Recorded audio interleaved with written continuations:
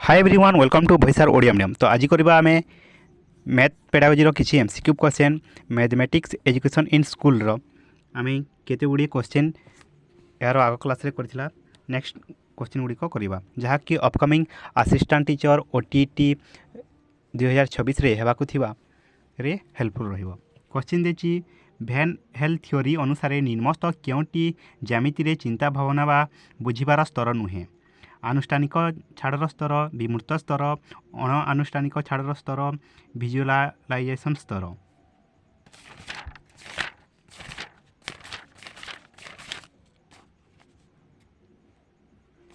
Option C अण आनुष्ठानिक छाड़र स्तर।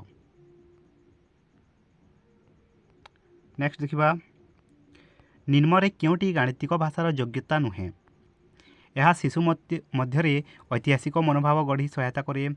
यही अत्यंत कंपैक्ट एवं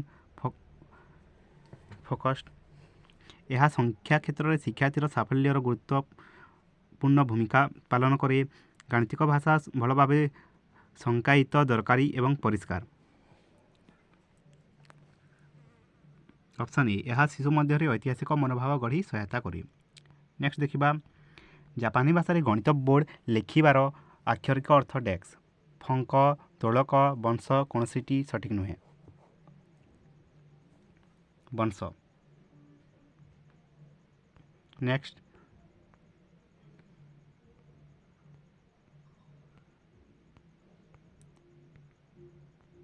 डेस्क गणित शिखिबारे कौशल नुहे। सम्मिलित काम, पर्यालोचना, कागज चेक करा, होम असाइनमेंट। कागज चेक करा। नेक्स्ट लोकेरंक मतरे निम्नस्थ केउटी गणितर संज्ञा अटे। गणित है विश्वजगत भाषा जहाँ भगवान रचना करथिले गालिली। गणित एभली विषय हिसाब से संज्ञायित करा हुए सेठारे आमे न जानी आमे क्यों विषय कथा होइछु बा आमे कौन सबू कहूछु ताहा जानिबा पई। गणित हेउची विमूर्त उपादान द्वारा निर्मित विमूर्त प्रथार अध्ययन। यही उपादान गुड़ी को कंक्रीट आकार रे वर्णित हुए ना। गणित पिलार मनरे जुक्तिर अभ्यास निष्पत्ति कराइबार एक उपाय। ऑप्शन डी गणित पिलार मनरे जुक्तिर अभ्यास निष्पत्ति कराइबार गोटे उपाय। नेक्स्ट डेस्कर निजस्व भाषा रही जहाँ गाणितिक पद गाणितिक धारणा, सूत्र, तत्व, नीति और लक्षण इत्यादि नहीं गठित। इतिहास, गणित, भूगोल, राजनैतिक जीवन। गणित। नेक्स्ट एनसीएफ 2005 अनुसार शिक्षार निर्माण पद्धति डेस्क उपरे फोकस करे। आकर्षक कार्यक्रम माध्यम शिक्षार्थीर सक्रिय अंशग्रहण, शिक्षक द्वारा कार्यकर वक्तृता एवं निर्देशावली, संज्ञा एवं सूत्र स्मृति करने, नियमित होमवर्क जमा। ऑप्शन ए आकर्षक कार्यक्रम माध्यम शिक्षार्थीर सक्रिय अंशग्रहण। नेक्स्ट आकार निम्नलिखित दिगगुड़िक मध्यरु केउटी आमर प्राथमिक पर्यायर मुकाबला करी नहीं। प्रतिसाम्य पैटर्न, केवल आई, केवल डबल आई, उभय आई एवं डबल आई कौन सी विकल्प ठीक नुहे। कौन सी विकल्प ठीक नुहे। नेक्स्ट डेस्क शिक्षार्थीर गाणितिक शिक्षा संपर्के तथ्य संताकरण, संग्रह और व्याख्यार प्रक्रिया को बुझाए। ग्रुप आलोचना, हिसाब, असेसमेंट, निर्माण। असेसमेंट। नेक्स्ट गणितर प्रकृति कौन? हिस्टोरिकाल, यौक्तिक, उभय यौक्तिक एवं हिस्टोरिकाल कौन सी विकल्प सठिक नुहे। यौक्तिक। नेक्स्ट द्वितीय श्रेणीर किसी शिक्षार्थी रखिथिबा जड़ित थिबा दुईटी दशक संख्यार योग करिबारे असुविधार मुहांमुही हुअन्ति। एही समस्या गुड़िक सम्मुखीन हेबा कारण पछरे डेस्कर अभाव थाए। पूर्ण गठन प्रक्रिया बुझिबा पई, शून्यर गुरुत्व बुझिबा पई, गणित रे आग्रह, मुहर मूल्य मध्य पार्थक्य बुझाइबा पई। ऑप्शन ए पूर्ण गठन प्रक्रिया बुझिबा पई। नेक्स्ट निम्न ନିମ୍ନ ମଧ୍ୟରୁ କେଉଁଟି ଗଣିତର ପାଠ୍ୟକ୍ରମର ଲେଣଦେଣ ପାଇଁ କୌଶଳ ଅଟେ? ଡ୍ରିଲ୍ ଏବଂ ଅନୁଶୀଳନ, ଖେଳ, ଆସେସମେଣ୍ଟ।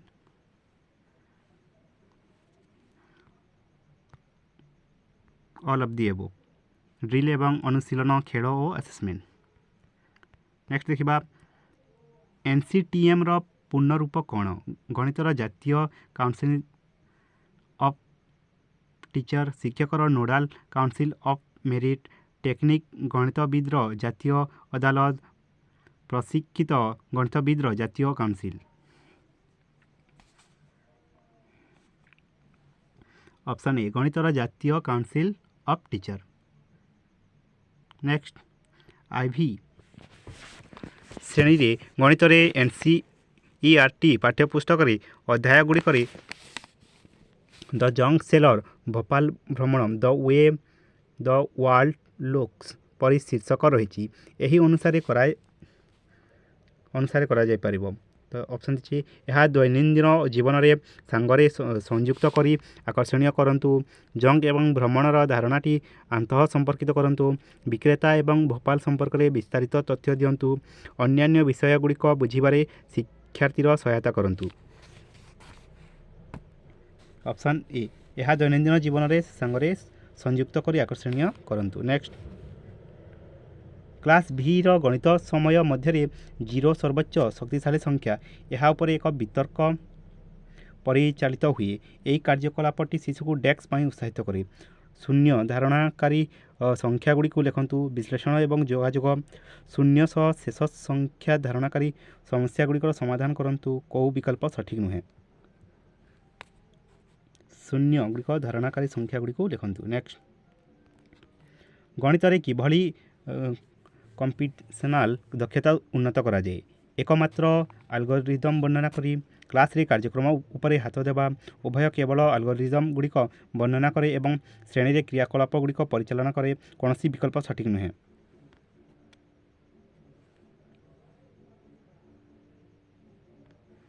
ଅପସନ୍ ବି କ୍ଲାସରେ କାର୍ଯ୍ୟକ୍ରମ ଉପରେ ହାତ ଦେବା। ନେକ୍ସଟ ଶିକ୍ଷାର୍ଥୀର ଗୋଟିଏ ସଂଖ୍ୟା ଲାଇନ୍ରେ ଭଗ୍ନାଂଶ ଦେଖାଏ।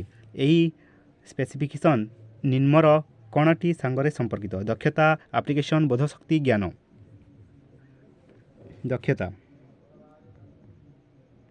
ନେକ୍ସଟ ଗଣିତ ଶିକ୍ଷାର କ୍ଷେତ୍ରରେ ନିମ୍ନର କେଉଁ ବିବୃତଟି ସଠିକ୍? ସାଧାରଣତଃ ଝିଅମାନେ ଗଣିତରେ ଦୁର୍ବଳ ଥାନ୍ତି।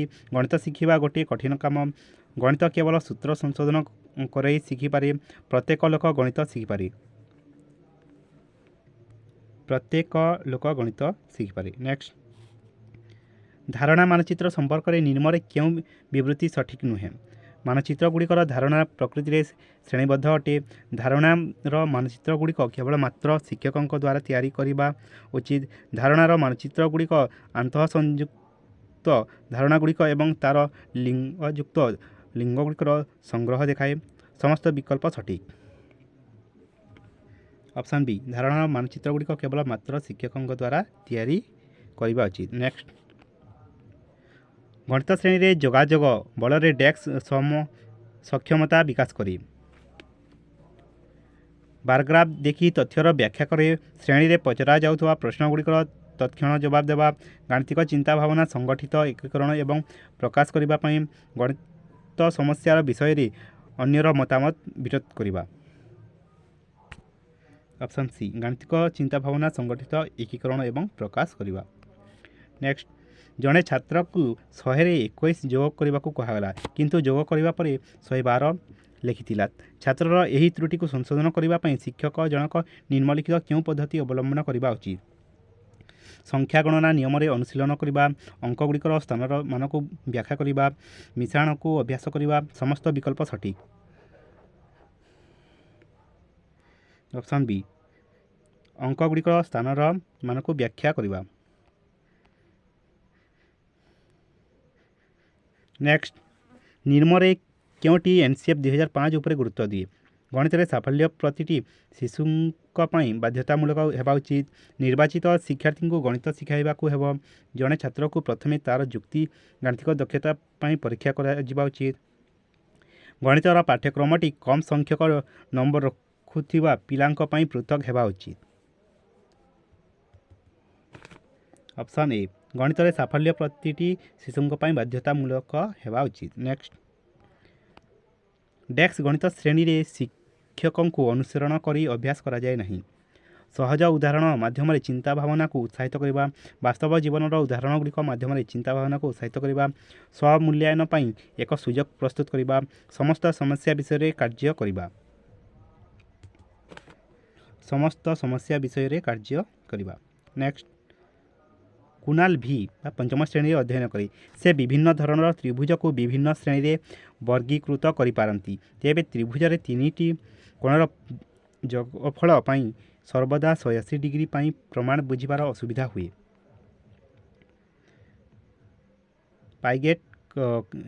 ପିଆଜେଙ୍କ କଗ୍ନିଟିଭ୍ ଥିଓରି ଅନୁସାରେ ତିନି ନିମ୍ନଲିଖିତ କେଉଁ ପର୍ଯ୍ୟାୟରେ ଅଛି? ଏଇଟା ସେନ୍ସରି ମୋଟର ପର୍ଯ୍ୟାୟ, କଂକ୍ରିଟ ଅପରେସନାଲ ଷ୍ଟେଜ୍ ବା କଂକ୍ରିଟ ଅପରେସନ ପର୍ଯ୍ୟାୟ, ପରବର୍ତ୍ତୀ ପରିଚାଳନା ବା ଅପରେସନ ପର୍ଯ୍ୟାୟରେ, ଆନୁଷ୍ଠାନିକ ପରିଚାଳିତ ପର୍ଯ୍ୟାୟରେ। ନିଶ୍ଚିନ୍ତ ପରିଚାଳିତ ବା କଂକ୍ରିଟ ଅପରେସନାଲ ପର୍ଯ୍ୟାୟରେ। ନେକ୍ସଟ, ନିମ୍ନଲିଖିତ କେଉଁ ବିଷୟଟି ପଢ଼ାଇବା ପାଇଁ ଜିଓବୋର୍ଡ ସରଞ୍ଜାମଟି ବ୍ୟବହାର କରାହୁଏ? 2D ଆକାରର ଧାରଣା, ସଂହତକରଣ ଏବଂ ତ୍ରିକୋଣମିତି। ଉଭୟ ସଂହତକରଣ ଏବଂ ତ୍ରିକୋଣମିତି ଉପରେ 2D ଆକାରର ଧାରଣା। କୌଣସି ବିକଳ୍ପ ଠିକ୍ ନୁହେଁ। ଅପସନ୍ ଏ 2D ଆକାରର ଧାରଣା। ନେକ୍ସଟ, ନ୍ୟୁନତମ ସ୍ତରର ଶିକ୍ଷାର ସ୍ତରଟି ସମ୍ପର୍କିତ ହିସାବରେ କ'ଣ ଦକ୍ଷତା ସାଧାରଣ ପ୍ରାଥମିକ ବିଦ୍ୟାଳୟରେ ଶିକ୍ଷାର୍ଥୀର ଅର୍ଜନ କରିବେ ନାହିଁ? ଅବତରଣ କ୍ରମରେ ସଜାନ୍ତୁ, ସନାକ୍ତକରଣ ଏବଂ ସଂଖ୍ୟା ଗଣନା ଶିକ୍ଷା, ଫର୍ମୁଲା ଡେରାଇଭେସନ ଏବଂ ବାସ୍ତବାୟନ, ଗାଣିତିକ ଚିହ୍ନ ବ୍ୟବହାର। ଅପସନ୍ ସି ଫର୍ମୁଲା ଡିରାଇଭେସନ ଏବଂ ବାସ୍ତବାୟନ। ନେକ୍ସଟ, ଦ୍ୱିତୀୟ କ୍ଲାସରେ ଆବାକସର ବ୍ୟବହାର ଶିକ୍ଷାର୍ଥୀର ଡେସ୍କ କରିବାରେ ସହାୟତା କରେ ନାହିଁ। ଆମେ ଦ୍ୱିତୀୟ ଶ୍ରେଣୀର ଶିକ୍ଷାର୍ଥୀଙ୍କୁ ଆବାକସର ବ୍ୟବହାର ଯେତେବେଳେ ଶିଖାଇଥାଉ, ଏଥିମଧ୍ୟରୁ କେଉଁଟା ସହାୟତା କରେ ନାହିଁ? ସ୍ଥାନୀୟ ମାନର ଗୁରୁତ୍ୱ ବୁଝିବା, ଶବ୍ଦ ପ୍ରଦତ୍ତ ସଂଖ୍ୟାର ସମତୁଲ୍ୟ ଲେଖ, ବିନା ତ୍ରୁଟି ସଂଖ୍ୟା ପଢ଼ନ୍ତୁ, ସମସ୍ତ ବିକଳ୍ପ ସଠିକ୍। ଶବ୍ଦ ପ୍ରଦତ୍ତ ସଂଖ୍ୟାର ସମତୁଲ୍ୟ ଲେଖ। ନେକ୍ସଟ, ପିଲାମାନଙ୍କ ମଧ୍ୟରେ ଗଣନାର ଦକ୍ଷତା ବିକାଶ ପାଇଁ ନିମ୍ନରେ କେଉଁଟି ପ୍ରାକ୍ ନମ୍ବର ଧାରଣା ହିସାବ ଶିଖିବାକୁ ହେବ? ସେରିଏସନ୍ ଗ୍ରୁପ ତିଆରି କରିବା, ଏକ ପରେ ଏକ ଚିଠିପତ୍ର, ସମସ୍ତ ବିକଳ୍ପ ସଠିକ୍। ଅପସନ୍ ଡି ସମସ୍ତ ବିକଳ୍ପ ସଠିକ୍। ନେକ୍ସଟ, ବିଜ୍ଞାନ ଓ ଶିଳ୍ପ ବିପ୍ଳବର ଏହି ଦୁନିଆରେ ଗଣିତ ପ୍ରତି ସ୍ୱତନ୍ତ୍ର ଧ୍ୟାନ ଦିଆଯିବା ଦରକାର। ଏହା କାହାର ମତ? NCF 2005, NPE 1986, Kothari commission 1964, non of this.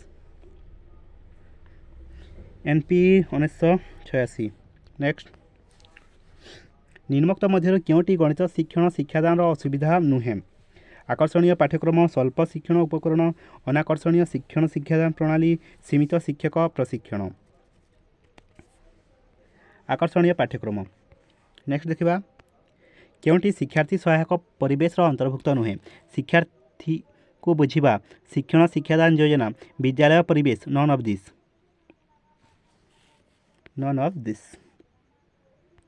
Next, ପିଆଜେଙ୍କ ମାନସିକ ବିକାଶର କେଉଁ ପର୍ଯ୍ୟାୟରେ ଶିକ୍ଷାର୍ଥୀର ସମସ୍ୟା ସମାଧାନ ଦକ୍ଷତାର ବିକାଶ ହୋଇଥାଏ? ସମ୍ବେଦୀକାରକ ପର୍ଯ୍ୟାୟ, ପ୍ରାକ୍ ସଂକାର୍ଯ୍ୟଧର୍ମୀ ପର୍ଯ୍ୟାୟ, ସ୍ଥୂଳ ସଂକାର୍ଯ୍ୟଧର୍ମୀ ପର୍ଯ୍ୟାୟ, ଯଥାର୍ଥ ସଂକାର୍ଯ୍ୟ ପର୍ଯ୍ୟାୟ। ମାନସିକ ବିକାଶର କେଉଁ ପର୍ଯ୍ୟାୟରେ ଶିକ୍ଷାର୍ଥୀର ସମସ୍ୟା ସମାଧାନ, ଗୋଟିଏ ସମସ୍ୟାକୁ ସେ ସମାଧାନ କରିପାରିଥାଏ, କେଉଁ ପର୍ଯ୍ୟାୟରେ? ଯଥାର୍ଥ ସଂକାର୍ଯ୍ୟଧର୍ମୀ ପର୍ଯ୍ୟାୟରେ।